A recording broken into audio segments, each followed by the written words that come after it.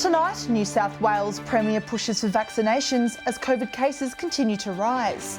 And police crack down on counterfeit money found across Port Augusta. From our 7 Spencer Gulf studios, your nightly news with Ruby Kamane begins now. Good evening. For the third day straight, the number of COVID cases in New South Wales has sat above 1,000. But an optimistic Premier is looking forward to a brighter spring, driven by vaccinations, even as cases in Whyalla continue to climb. 1,164 new COVID cases, but today's message was one of hope. It's so critical for all of us to have a more hopeful spring by making sure we get those vaccination rates up. To 8 p.m. last night, another 4 cases in the far west, all in Whyalla, bringing the total for the LHD to 83. But it's vaccination numbers the Premier wants to focus on. 2/3 of adults are now fully vaccinated in New South Wales, those on the front line pleading for others to follow suit. At the end of life, we'll connect a call with the family and we'll hold the patient's hands and we'll provide as much care and comfort and support as we possibly can. The Premier expects restrictions to ease at 70% double dose in October. There were lines at Broken Hill's vaccination clinic today as its doors opened to walk-ins. Those as young as 16 can now receive Pfizer. A little bit more tricky because they're actually younger persons and you'll need consent forms from adults. But the Health Minister says there's still not enough Pfizer to meet demand, telling people to be patient if they're waiting for a booking, but only minutes later, this. Get out and get vaccinated. Don't be so selfish or self-entitled as to think you're different from the rest of us. You're not. While it can be hard to see the light at the end of the tunnel, the Premier says September is the month to prepare for reopening. Lachlan Itter, 7 Spencer Gulf News. Meanwhile, a third COVID-positive truck driver was revealed overnight, adding Port Wakefield and Jepps Cross to South Australia's new COVID-19 exposure sites. SA Health says anyone who was at the OTR service station on Snowtown Road at Port Wakefield between 1:50 and 3:20 yesterday afternoon needs to get tested as soon as possible. It comes as contact tracers continue to find people who may have been infected by other truck drivers passing through Port Augusta, Ceduna and Nundaroo. And with those COVID-19 exposure sites listed over the weekend, people in Port Pirie remain on edge. Mayor Leon Stevens urging the community not to become complacent, encouraging residents to roll up their sleeves and get the jab. Just 90 kilometres up the Augusta Highway, the threat of a COVID outbreak continues to linger. The message is that don't think this thing's gone away. It's a bit too close to home in Port Pirie, a city on edge this week. While there are no known positive cases at this stage, Mayor Leon Stevens says now is not the time to be complacent. It follows 16 people not using QR code check-ins at a Port Augusta exposure site, leaving contact tracers to rely on bank transactions and CCTV footage. I think people are getting a little bit lethargic with it because it's been on for a little while, particularly the mask wearing and also with the sign-ins. You know, it's not the shop's fault and all that sort of stuff, or any place that you're going to that, you know, make you sign in. It is up to us all to actually pull our weight and make sure that we get through this.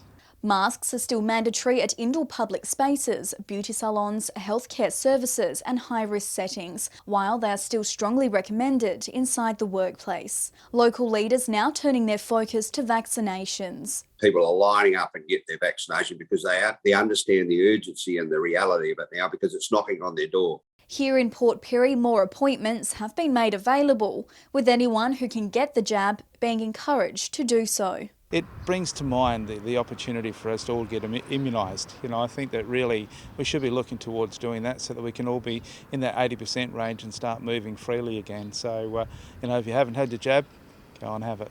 Katrina Musson, 7 Spencer Gulf News. Charges have been dropped for a trio who flew to Coober Pedy, allegedly in defiance of the state's border restrictions earlier this year. They all appeared at the Port Augusta Magistrates Court today via video link from New South Wales, where they reside. The group was arrested by police in June. A man has been arrested after he was caught allegedly within the grounds of a power substation in Kadina. At around 11 last Tuesday night, police were called to the site following reports of an intruder. Police locating a man riding a push bike wearing the same clothing as the suspect in the site's CCTV. The 40-year-old local was arrested and charged and will face the Kadina Magistrates Court next month. 2 Port Lincoln motorists will face court after they were reported for drink driving in separate incidents on Sunday. Police stopped an SUV on Gloucester Street at around 2:30 a.m. for a mobile driver screening test.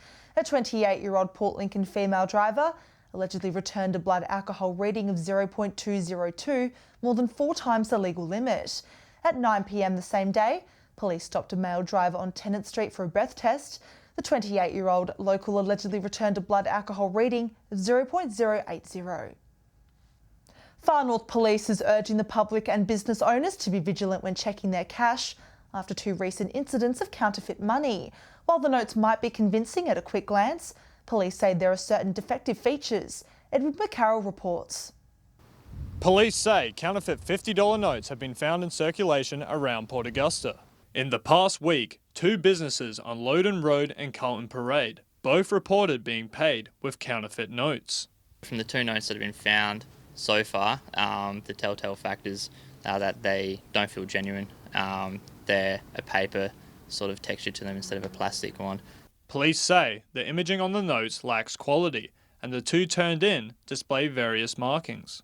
The main giveaway being the Chinese symbols printed on the notes in bright blue ink. It's possible that there's more notes still out in the community, but obviously, pending the investigations, there's further information available on the police website in relation to those. Should a business receive a counterfeit banknote, police advise them to secure it in an envelope or a paper bag. If they find the notes, they can contact police on 131 444. They can reject the notes and obviously report it, and we can investigate the matter from there. Police are asking local businesses to remain vigilant when accepting cash and urge staff to take the time to inspect the money before accepting it. Still to come tonight, warmer temperatures promising a hot start to spring, as new data reveals rainfalls have significantly declined across South Australia.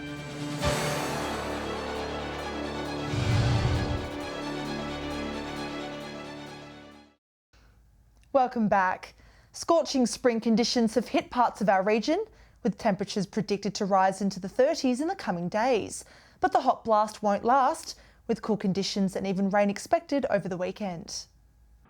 As the sun sets on winter, it feels like summer is already waiting in the wings. There's a ridge of high pressure building across much of New South Wales and into Central Australia, actually.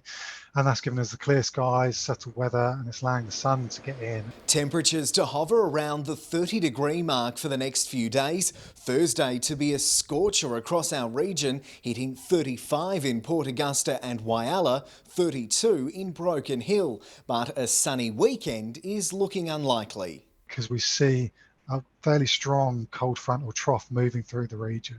Broken Hill had a wetter than usual winter, a trend that's expected to continue in the coming months. So we're looking at about a 60% chance of seeing 100 millimetres. Now that's not a huge amount of rainfall, but it is well above average for Broken Hill. That means Broken Hill's September show weather could be less severe. There's more crop growth, there's more grass growth, there's less dust in the landscape. So there's less likely to be those dust storms because there's less of it to be picked up by the winds. But with much of our focus on the pandemic, now's the time to get on top of those allergies. Make sure you've got your puffers on hand. Start back on your asthma puffers, the preventive ones. And if you're not well, make contact with your doctor. Lachlan Itter, 7 Spencer Golf News. Alex Sykes will have more on that weather forecast later this evening. But meanwhile, a cold, wet winter has led to high levels of canola disease across southern Australia. Reports of severe blackleg infection in canola crops, prompting experts to encourage growers to keep a close eye on their supplies. Healthy winter rain leaving farmers optimistic about their yields this harvest season. However, a rise in disease found in canola crops has experts on edge. This year, obviously, we've got lots of canola in the ground and we've had that wet winter, and being a fungal disease, it likes moisture, so it just responds. So every time we get rain, there's more spores released. Blackleg disease is commonly found in canola crops. Wet and cool conditions drive up the spread of the disease. It's a fungal disease of canola. It's always been around ever since we've grown canola, and actually destroyed the canola industry back when it first came into Australia in the late 1960s. Also saying 2021 has the potential to be successful, highlighting the importance for farmers to constantly check their crops for the disease. Bureau is forecasting a good long wet spring, so there's really high potential for yield, and the grain price is extraordinarily high. In fact, it's probably the highest on record. Now heading into spring, Dr. Marcroft says the disease is also going to be seen in the flowers. Farmers throughout the Lower Eyre Peninsula choosing to attack the disease with fungicide. Later in the season, in the spring now when the plants are flowering, it can directly infect the flowers and the stems and the branches. Dylan Smith, 7 Spencer Gulf News. New trend report card data has shown rainfall declining significantly across South Australia. The data released by the state government also revealing there have been more days above 40 degrees since 1970.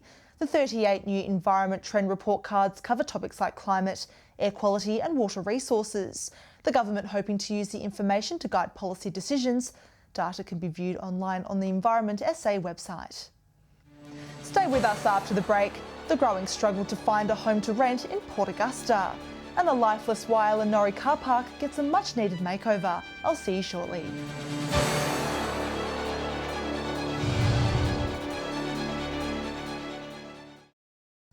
Hello again. The property market for rentals is still sparse across the mid-north, with Port Augusta bearing the brunt of it. Property managers saying rentals are being snapped up as soon as they hit the market. Desperate property seekers continuing to face extensive waiting periods, with Port Augusta's rental market still yet to ease. Sometimes 30 to 40 applications a property, so the demand is definitely much higher than I've ever seen before. Many real estate agents were expecting a winter drop-off in rental seekers, but the market never eased this year. There's more job opportunities and everything, so yeah, we definitely need some more properties because we only got 2 available at the moment. That is an issue, but it's a good issue to have. Projects such as the Joy-Beluth Bridge duplication and the construction of renewable energy windmills seeing an increase in the amount of contractors renting in the town. Definitely the new projects around the area.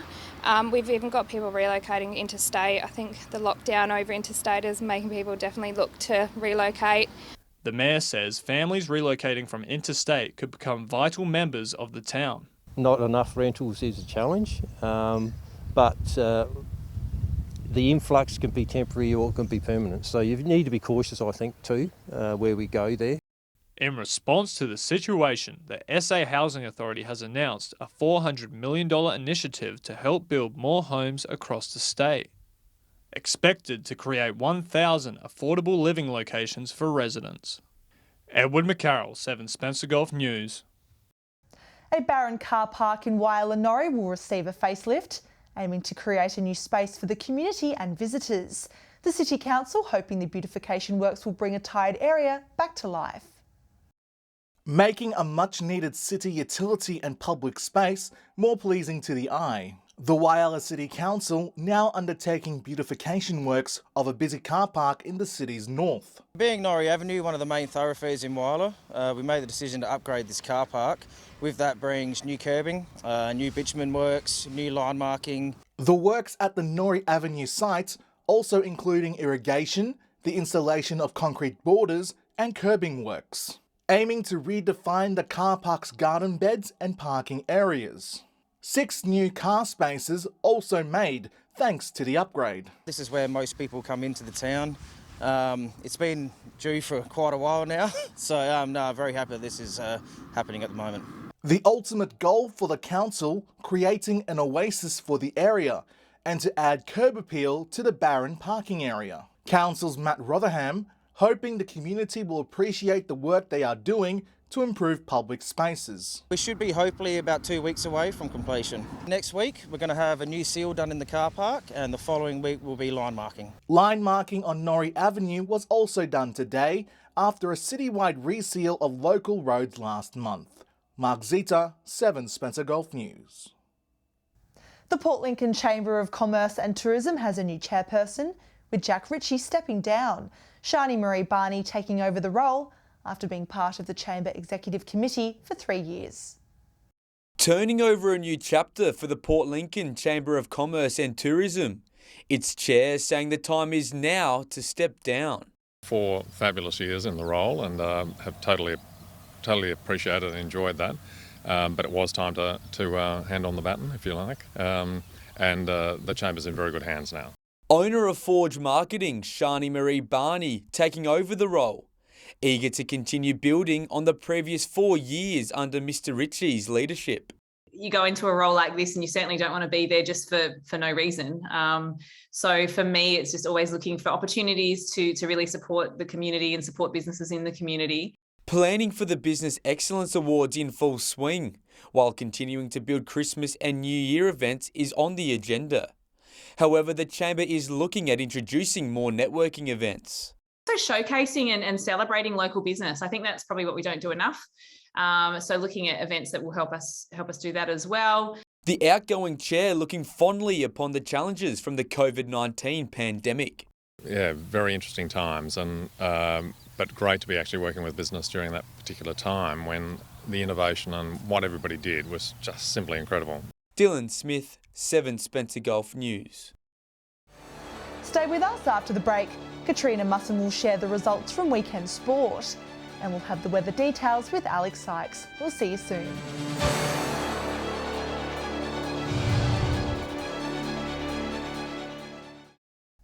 Welcome back. While footy was interrupted in parts of the region over the weekend, netball, soccer and even squash matches were able to continue. Our reporter Katrina Musson has this week's sports wrap. It was perfect weather for netball here in Port Pirie at the weekend, with teams taking to the court for the preliminary finals. It was a riveting clash between Solomon Town and St Mark's Celtic, but Solomon Town were too strong, winning the match by 16 goals. They will be up against Blue Wren in the grand final this weekend. Over to Port Augusta now, and while matches were cancelled at the weekend, teams managed to play a round on Thursday night, and both matches did not disappoint. It was a close one between Railways and St Joseph's, Railways just securing the win by 3 goals. In the other match, Vikings edged a win over Magpies, the final score 52-48. In Whyalla and YCW had a loss over True Blue winning the match by 19 goals. In the other match, Warriors were too strong for Ravens, the final score 57-31. In Port Lincoln Soccer, and round 13 kicked off the first of 3 cup rounds to finish off the season, with Lincoln City Raiders and Lincoln Knights taking the first honours after narrow victories. Lincoln City Raiders defeating Seacole Masters 4-3. And in the other game, South Coast were goalless against Lincoln Knights, the final score 2-0. And Steel United defeated Wanderers 3-1 in the Billy McGill Cup, which is played by the two each year. We'll stay in Port Lincoln for the squash pennant.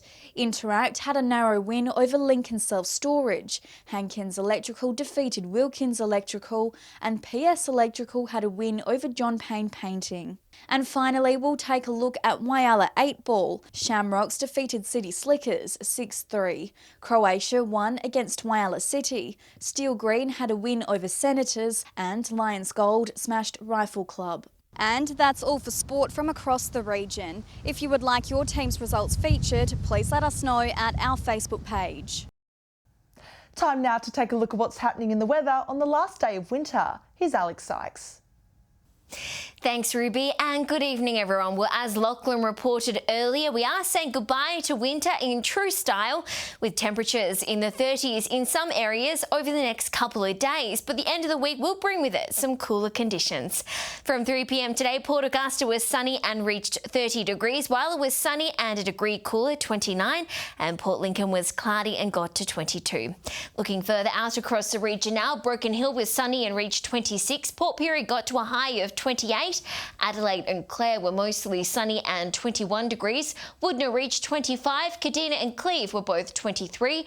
Cooper Pedy got to a top of 31 degrees. Taking a look at the satellite image now, high clouds skimming over southeast South Australia ahead of a nearby front is not bringing rain. Skies are mostly clear further north with dry northwesterly winds and high pressure over the interior.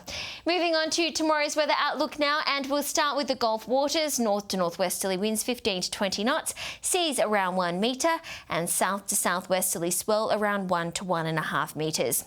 And those sunny conditions continue tomorrow. Port Lincoln sunny and 25, Cleve 29 degrees, Woodner sunny and 30 degrees.